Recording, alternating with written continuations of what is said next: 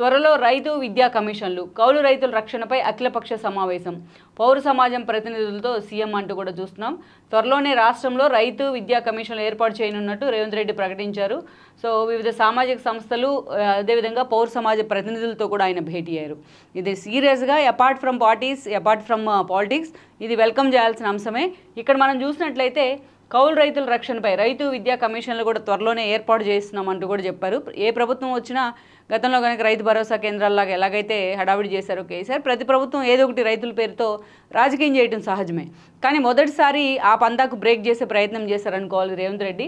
నేను కొంతమంది తెలంగాణలో మేధావులు, పౌర సమాజంలో ఉన్న ఏదైతే అగ్రికల్చర్ ఇష్యూస్కి సంబంధించిన మేధావులందరినీ కూడా ఆయన పిలవడం జరిగింది సెక్రటేరియట్కు. వాళ్ళతో కూర్చున్నారు, సుదీర్ఘంగా చర్చలు జరిపారు.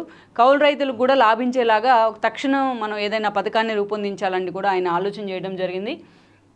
గతంలో చూస్తే మనం రైతు బంధు లాంటివన్నీ కూడా కౌలు రైతులకు ఎక్కడ కేసీఆర్ అంత ప్రిషియస్గా రైతు బంధుని తెర మీదకి తీసుకొచ్చినా ఒక్క కౌలు రైతుకు కూడా రైతు బంధు ఉపయోగపడలేదనేది కూడా వాస్తవం. ఏదైతే కౌలుకిచ్చి వెళ్ళిపోయి విదేశాల్లోనో లేకపోతే మంచి మంచి జాబుల్లోనో కోట్లలో శాలరీ తీసుకునే వాళ్ళంతా కూడా తమ బెంజికార్లు వేసుకొని వచ్చి మరీ క్యూలో నుంచి రైతు బంధు తీసుకున్న పరిస్థితి అయితే ఉంది.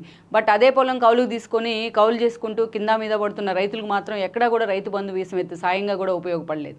అందుకే ఎన్నోసార్లు రైతు కూలీలను కూడా ఉపాధి హామీ పథకం కింద చేర్చాలనే డిమాండ్ ఎప్పటి నుంచో కూడా ఉంది. సో ఈ అంశాలన్నిటికీ సంబంధించి కౌలు రైతులు మాత్రం అదే సాధక బాధకాలు ఉన్నాయి, అదే సూయిసైడ్స్కి వెళ్తూ ఉన్నారు, అదే బాధల్లో ఉన్నారు. అందుకే రైతు బంధుని కౌలు రైతులకు కూడా ఇంప్లిమెంట్ చేయాలనే డిమాండ్ దాదాపు 6 ఏళ్లుగా తెలంగాణలో చాలా సీరియస్గా ఉంది. బట్ కేసీఆర్ మాత్రం ఈ విషయంలో సీతకన్నేశారని అనుకోవాలి.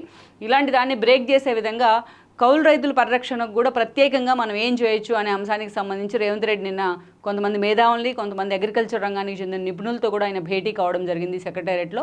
సో ఈ అంశానికి సంబంధించి ఇది నిజంగా అది ఎవరైనా హర్షించాల్సిందే. రేవంత్ రెడ్డి ఈ విషయంలో తీసుకున్న ఇనిషియేషన్ మాత్రం రైతు బిడ్డలుగా మనం కూడా స్వాగతం చేయాల్సిందే. సో ఈ అంశాన్ని దీనికి సంబంధించి మాత్రం త్వరలోనే పూర్తి స్థాయిలో రైతు విద్యా కమిషన్లు కూడా ఏర్పాటు చేస్తున్నామని కూడా మాట్లాడారు ఆయన. కార్పొరేషన్ల తరహాలోనే ఇండివిజువల్గా ఇంకా ఏదైనా రైతులకి పూర్తి స్థాయిలో అవగాహన కల్పించేందుకు, సాయం అందించేందుకు, అదేవిధంగా విద్యా కమిషన్లు కూడా ఏర్పాటు చేయబోతున్నామంటూ కూడా ఆయన మాట్లాడున్నారు.